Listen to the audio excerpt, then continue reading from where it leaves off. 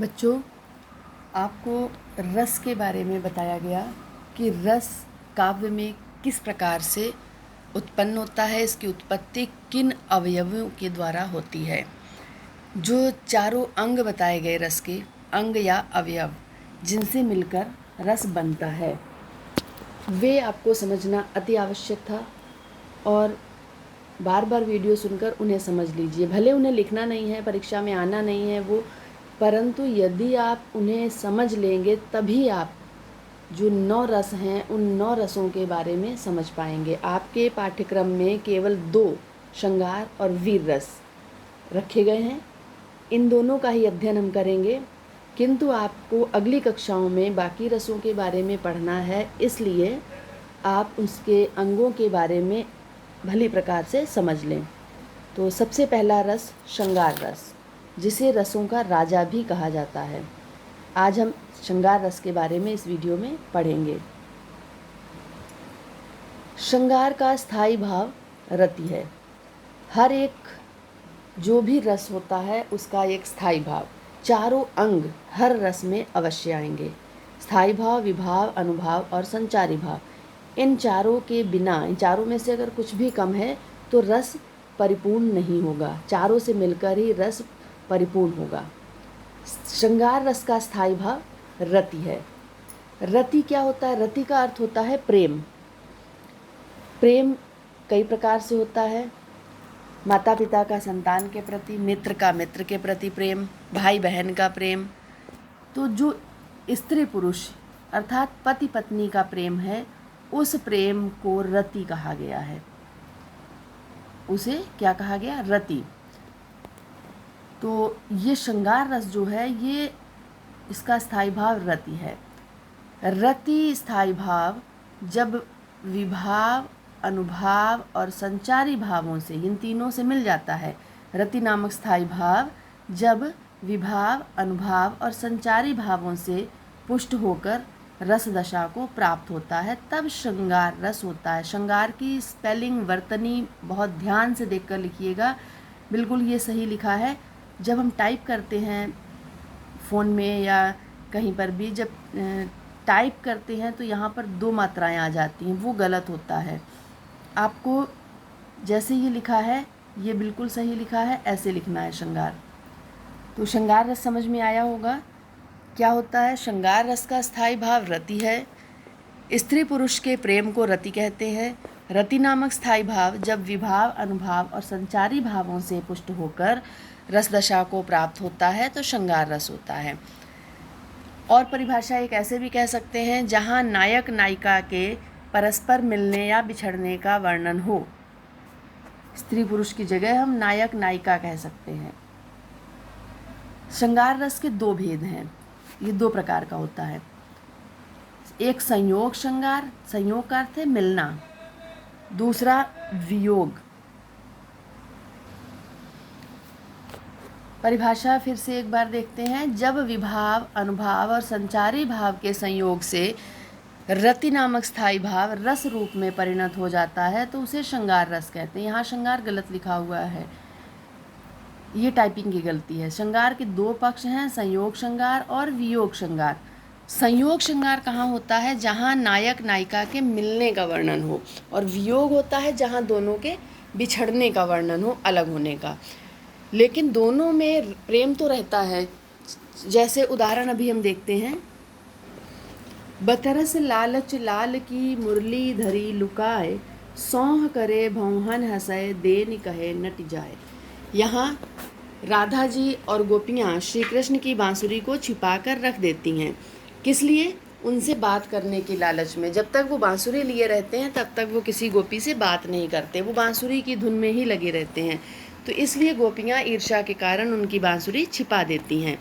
और फिर जब वो मांगते हैं तो सौं करें, कसम खा लेती हैं कि नहीं, मुझे नहीं पता। भौहन हंसें, और फिर भौहों से हंसती, आँखों ही आँखों में हंसती हैं। और फिर कहती हैं देन कहे, देने को कहती है कि पहले हमसे बात करो तब देंगे। और जब वो बात करते हैं तो फिर से नट जाए, फिर से मुकर जाती हैं, मना कर देती हैं। तो स्पष्टीकरण आपको ऐसे ही हर रस में, श्रृंगार हो या वीर हो, ऐसे ही ये आप हेडिंग एक बार देख लीजिए।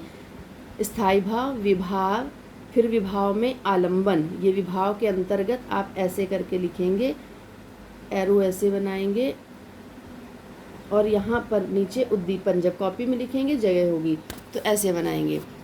विभाव, फिर आलंबन में आशय और विषय, फिर उद्दीपन, अनुभाव, संचारी भाव।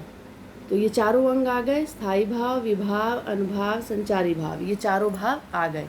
इन चारों से ही रस पूरा होता है। जो उदाहरण अभी हमने पढ़ा, इसमें स्थाई भाव क्या है? रति। विभाव में आलंबन, आलंबन क्या होता है? वह कारण जिसकी वजह से, जिसके कारण स्थाई भाव उत्पन्न हुआ, जागा, जागृत, ये सोती हुई अवस्था में होते हैं, परिस्थितियां पाकर जाग जाते हैं। तो कहाँ पर ये सो रहा था? राधा जी के हृदय में जागृत हुआ। किस कारण से? राधा जी और गोपियों के हृदय में। किस कारण? कृष्ण के कारण। अब उद्दीपन क्या है? कौन उद्दीपन होता है? जो उस स्थाई भाव को और अधिक बढ़ाता है, आग में घी का काम। उद्दीपन है कृष्ण का बार बार बांसुरी मांगना। एक तो गोपियों के मन में, राधा के मन में प्रेम उत्पन्न हो रहा था, और ऊपर से जब बार बार वो बांसुरी मांगते हैं, क्योंकि वो वैसे ही बात करने का लालच था उन्हें, और जब बार बार बांसुरी मांगते हैं तो और प्रसन्न होती हैं, उनका प्रेम और बढ़ता है। जो रति स्थाई भाव है वो और अधिक उद्दीप्त होता है। अनुभाव क्या है? फिर वो जो क्रियाएं करता है आश्रय, वो अनुभाव होता है। तो आश्रय राधा है, गोपियां हैं, क्या करती हैं? वो बांसुरी देने से मना करती हैं, फिर उन्हें चिढ़ाती हैं, हंसती हैं, ये सब अनुभाव हैं। संचारी भाव, इनकी संख्या 33 है। ये निश्चित शब्द होते हैं, इनके अलावा हम दूसरे शब्द यहाँ पर प्रसन्नता की जगह हंसी नहीं रख सकते, खुशी नहीं रख सकते। ये शब्द निश्चित हैं, यही आपको लिखने होते हैं। जब भी श्रृंगार रस आएगा, संयोग श्रृंगार होगा, तो स्थाई संचारी भाव ये लगभग आ जाएंगे सभी में। स्थाई भाव और संचारी भाव यही आएंगे। और उदाहरण देखते हैं एक, ये भी संयोग श्रृंगार रस का ही उदाहरण है। दूल्हा श्री रघुनाथ बने, दुल्ही सी सुंदर मंदिर माही। यहाँ सीताराम के विवाह का अवसर है। और गावत गीत सबे मिली सुंदर, वेद जुगा जुरी विप्र पढ़ाई। आप ये नीचे वाली दो पंक्तियाँ, इतना आप लिखेंगे, ये दो पंक्तियाँ लिखनी है और यही दो याद करनी है। राम को रूप निहारत जानकी, कंकन के नग की परछाही। यातें सबे सुधि भूल गई, कर टेक रही पल टारत नाही। क्या है यहाँ पर? स्थाई भाव, फिर से रति, ऐसे लिखना है। आलंबन कौन है? राम। आलंबन से तात्पर्य यहाँ पर विषय, किस कारण से प्रेम उत्पन्न हुआ? राम के कारण। किसके हृदय में? सीता के। सीता आश्रय हैं। जहाँ स्थाई भाव उत्पन्न होता है वो आश्रय होता है। उद्दीपन क्या है? नग में पड़ने वाला राम का प्रतिबिंब अर्थात परछाई। सीता राम का विवाह हो रहा है, फेरे हो रहे हैं, राम आगे चल रहे हैं, सीता पीछे हैं, तो सीता ने जो कंगन पहने हुए हैं, उनमें जो नग जड़े हैं, उनमें राम का रूप दिखाई देता है। तो बार बार जब वो दिखता है, श्री राम का उन्हें चेहरा दिखता है, श्री राम का रूप दिखता है, तो प्रेम उनके मन में पहले से था, और उसे देखकर जो प्रतिबिंब, जो परछाई दिख रही है, उसे देखकर उनका प्रेम और अधिक बढ़ जाता है। तो ये उद्दीपन का काम कर रहा है। नग में पड़ने वाली राम की जो परछाई है वो उद्दीपन का काम कर रही है। फिर अनुभाव क्या है? उद्दीपन के बाद जो आश्रय क्रियाएं करता है वो अनुभाव होता है। तो सीता क्या करती हैं? उस प्रतिबिंब, उस परछाई को देखती हैं। हाथ टेकना, हाथ टेकना अर्थात हाथ को लगातार देखते रहना एकटक, और सब कुछ भूल जाना। फिर संचारी भाव क्या है? हर्ष, जड़ता। जड़ता का अर्थ होता है खंबे की तरह जड़ हो जाना, एक ही स्थान पर स्थिर हो जाना। तो जब वो सब कुछ भूल गई, जड़वत खड़ी हो गई, तो इसलिए यहाँ पर संचारी भाव जड़ता है और प्रसन्नता भी है।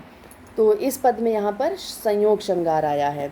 वियोग श्रृंगार का उदाहरण भी आपकी पुस्तक में भी होगा कि जैसे ऊधो मन न भये 10-20, श्री कृष्ण का है पद, सूरदास के द्वारा लिखा हुआ कि ऊधो मन न भये 10-20। वहाँ पर स्थाई भाव भी रति होगा। आश्रय वहाँ श्री कृष्ण होंगे। विषय होगा ब्रज की याद। और उद्दीपन क्या है? लताएं, बेल, प्रकृति का वातावरण। ये देखकर श्री कृष्ण के मन में ब्रजवासियों की याद और आ रही है। जब वो दूर हैं, जब दूर होने का वर्णन होता है, वियोग का, बिछड़ने का वर्णन होता है, वहाँ पर वियोग श्रृंगार होता है। तो श्री कृष्ण ब्रज से मथुरा चले गए, अर्थात वो गोपियों से दूर हैं, तो इसलिए वहाँ वियोग श्रृंगार है। यहाँ सीताराम एक साथ हैं। जब सीता हरण हो गया था और राम सीता को ढूंढ रहे थे, तब भी वहाँ पर वियोग श्रृंगार है। हे खगमृग हे मधुकर श्रेणी, तुम देखी सीता मृग नयनी। राम पशु पक्षियों से पूछते हैं, तो वहाँ पर आश्रय राम होगा। यहाँ आश्रय सीता है क्योंकि सीता के मन में उत्पन्न हो रहा है। वहाँ आश्रय राम होंगे क्योंकि राम सीता को खोज रहे हैं। राम के मन में सीता के प्रति अत्यंत प्रेम उत्पन्न हो रहा है। और विषय क्या होगा? सीता का खो जाना, सीता हरण, या सीता सिर्फ लिख देंगे। उद्दीपन क्या है वहाँ पर? प्रकृति चित्रण। और पूछते कि सब, जब राम के मन में स्थायी भाव उत्पन्न हुआ तो वो पशु पक्षियों से भी पूछते हैं। खग मृग पशु, हे खग मृग हे मधुकर श्रेणी, भंवरों से पूछते हैं, पशु पक्षियों से पूछते हैं। तो जो क्रियाएं राम कर रहे हैं वो अनुभाव हो जाएंगी। ठीक है। अब संचारी भाव यहाँ पर क्या होगा? चिंता, क्योंकि वो खो गए हैं, सीता खो गई हैं, ढूंढ रहे हैं उन्हें। चिंता, व्याकुलता, विषाद, ये होगा यहाँ पर संचारी भाव। तो ये श्रृंगार रस आप अच्छी तरह से समझिए और इसको कॉपी में लिखना है। रस नहीं लिखना है, श्रृंगार रस की परिभाषा और उदाहरण लिखने हैं। धन्यवाद।